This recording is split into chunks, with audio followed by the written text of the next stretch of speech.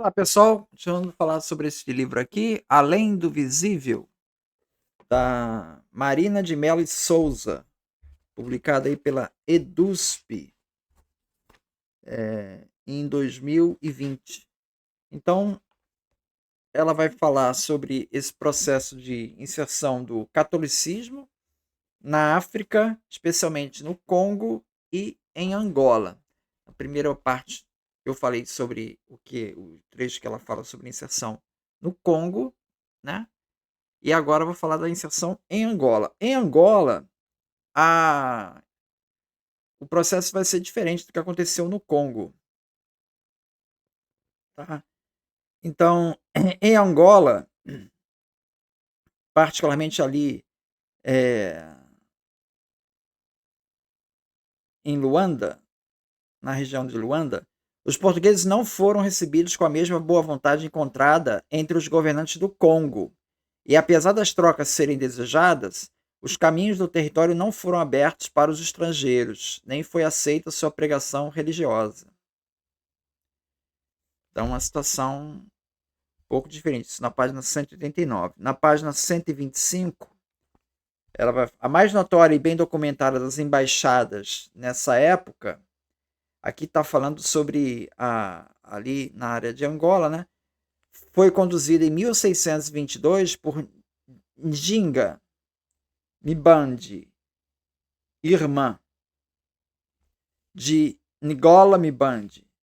Após a realização da embaixada e o não cumprimento por ambas as partes do então acordado, Nzinga, ou Zinga, vamos falar Zinga, tornou-se o principal alvo da ação bélica dos portugueses e, como visto, buscou se fortalecer tecendo aliança com os grupos Jagas.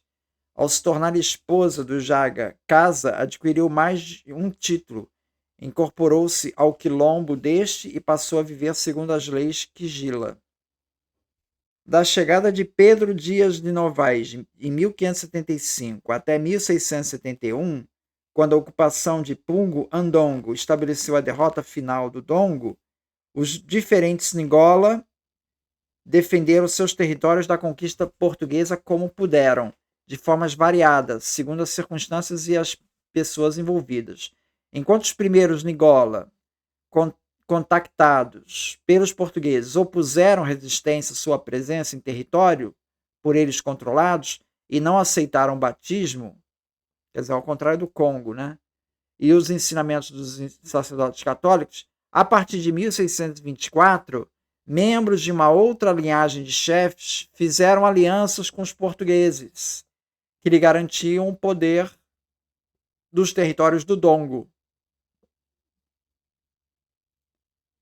Então é nesse contexto que vem essa embaixada aí com a Nzinga, que oferece resistência aos portugueses. Na página 230, vai voltar a falar sobre esse tema. Se no Congo, chefes aceitaram a tarefa de disseminar o catolicismo no território sob seu controle, incorporando-o como uma das esferas de legitimação do poder e atribuindo-lhe papel importante nos jogos políticos locais, nas terras mais ao sul, lá em Angola, que os portugueses buscavam conquistar por meio de guerras ou acordos de vassalagem, a situação era diferente.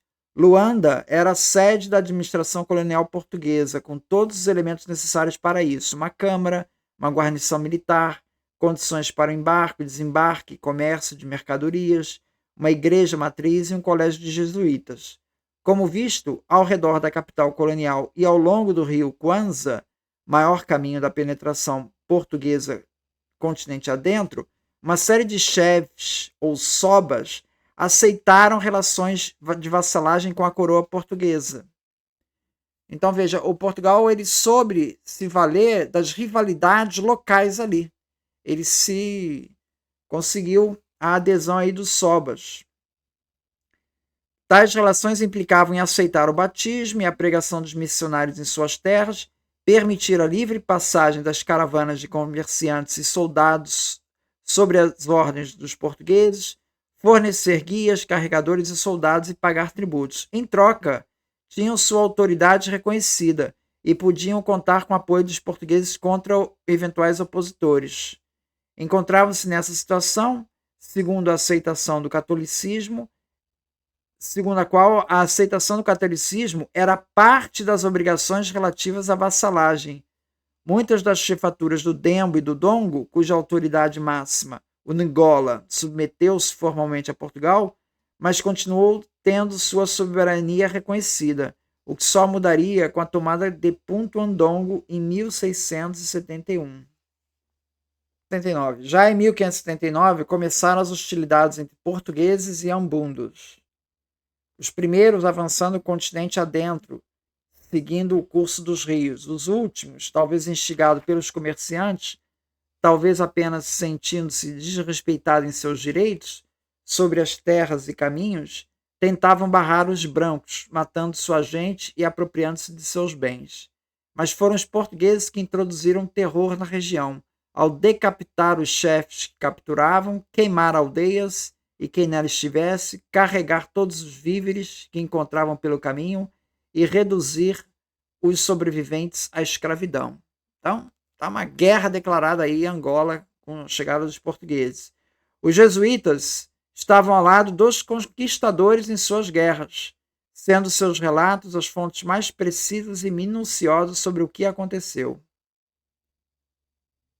A carta de Baltazar Afonso para o padre Miguel de Souza apresenta uma situação paradigmática do que passou a ocorrer a partir de então na região, inclusive no que diz que ele mesmo estava doente, fraco, atado pelas febres. Segundo seu relato, a expedição composta de 300 portugueses e 200 escravos encontrava-se desprovida de mantimentos e com caminhos fechados pelos sobas, contra eles levantados. Depois de 4 ou 5 assaltos, em que fizeram grande destruição, queimando e assolando tudo, conseguiram mantimentos com fartura para todos.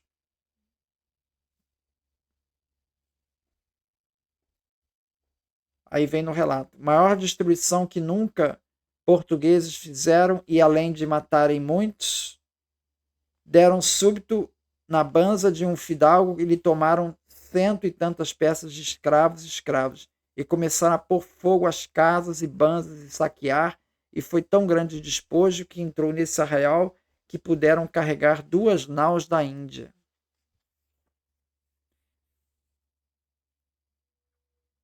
Essa carta, além de explicitar um padrão de conquista que vigorou ainda por cerca de um século, indica a postura então adotada pelos jesuítas, segundo o qual a submissão pelas armas era uma condição indispensável para a conversão do catolicismo. Então você veja a diferença com relação ao do Congo, né? Aqui o catolicismo está entrando junto com os portugueses numa guerra declarada, né? Uma guerra implacável para se impor ali na 17, né? Prossegue aqui esse encontro com a rainha Zinga, né? Alojada, página 104, alojada com seu séquito na casa de um dos grandes comerciantes e conquistadores de Angola, entrou para a história como a mulher que não se submeteu à autoridade do governador. Este, na sala de audiência, havia-lhe reservado uma almofada no chão, enquanto ele mesmo sentara numa cadeira. A um sinal de Zinga, uma jovem que a acompanhava, descrita nas fontes como sua escrava, pôs-se de 4 e serviu-lhe de cadeira, enquanto durou o encontro, de forma que ela pudesse permanecer no mesmo nível que o governador português.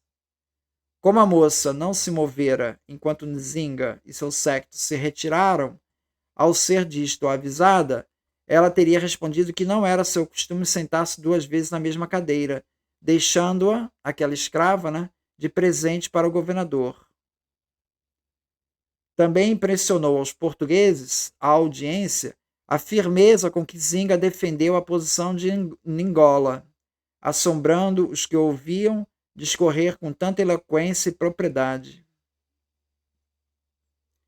Quando João Correia de Souza disse que Angola deveria reconhecer-se como vassalo do rei de Portugal e pagar um tributo anual, replicou vivamente que semelhante encargo só poderia impor-se a quem tivesse sido conquistado, e nunca a um príncipe soberano que procurava a amizade de outro no seu igual. Ao fim da embaixada, acertaram um tratado de paz, segundo o qual o presídio de Ambaca seria retirado de onde estava. Ningola devolveria os escravos dos portugueses que viviam sob seu território, havendo ainda uma recíproca assistência contra os inimigos de ambas as coroas. A importância dada a essa embaixada, né, de Zinga perante o governador português e ao batismo de Zinga em 1622, nos relatos acerca da história de Angola no século XVII, reforça algo que a relação entre Portugal e o Congo e o avassalamento do Soba já indicavam.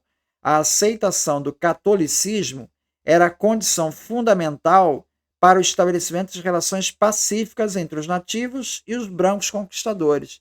Então, a adesão ao catolicismo era parte do acordo lá entre eles, para acabarem com a guerra. Zinga deve ter percebido que a aceitação da religião que lhe fora oferecida, junto com gestos de negociação, estava relacionada com o fim das guerras e ataques às aldeias do Dongo. Para ela, provavelmente revelou-se nesse momento a relação entre o batismo e a paz com os portugueses em sua Guerra Preta. O mesmo foi certamente percebido pelos chefes ambundos e jagas, que se aproximavam e se afastavam do catolicismo na medida em que buscavam a paz ou faziam a guerra contra os invasores de suas terras. Então era uma adesão por interesse, né? E naquele momento foi a guerra que vigorou. Os termos do acordo de paz não foram cumpridos por nenhuma das partes. Os portugueses continuaram com seu presídio de Ambaca. Os escravos que fugiam para os domínios de Angola lá permaneceram, e Nzinga não levou a sério seu nome e sua condição de católica, mantendo-se fiel às crenças e tradições de seus ancestrais. E volto a falar dessa embaixada. A mais notória e bem documentada das embaixadas, página 125, daquela época, foi aquela já apresentada, conduzida em 1622 por Zinga Mbandi, irmã de Ningola Mbandi. Após a realização da embaixada e o não cumprimento de ambas as partes do então acordado, Zinga tornou-se o principal alvo da ação bélica dos portugueses e, como visto, buscou fortalecer-se tecendo alianças com os grupos jagas. Então os portugueses estão com os sobas. Zinga vai buscar aliança com os jagas. Ao se tornar esposa do jaga Casa, adquiriu mais um título, incorporou ao quilombo deste e passou a viver segundo as leis Quigila. Ele vai falar da entrada dos holandeses, porque os holandeses teve um período que eles conquistaram ali Angola. Depois foi novamente reconquistado por Portugal, né? Então, o período da maior presença holandesa na costa do Congo e de Angola foi também naquele a qual Zinga catalisou a resistência à conquista portuguesa na região do rio Kwanza. Entre 1624 e 1656, quando fez um tratado de paz efetivo com os portugueses, ela foi, acima de tudo, uma guerreira. De aproximadamente 40 aos cerca de 70 anos, viveu segundo as regras do quilombo, transferindo-se daqui para ali, consultando os antigos Ningola e Jagas, que se manifestavam por meio dos Xinguila, que os incorporavam cercada de ritos de poder e de cerimônias que confirmavam sua força tanto ao lidar com as coisas deste como de outro mundo. Nesse contexto de instabilidade, Zinga alternava suas identidades, conforme as circunstâncias, transitando entre Nigola do Dongo, portanto Ambunda, chefe de Jaga e Tembranza, detentora de poderes especiais, e dona Diana de Souza, cristã batizada e iniciada na religião dos brancos. Então ela jogava, né, dependendo da situação, dos dois lados aí. Então, essa é a situação que contrasta com a situação do Congo, né? A situação de Angola, a entrada da religião foi muito mais marcada pela violência. É isso, muito obrigado, então.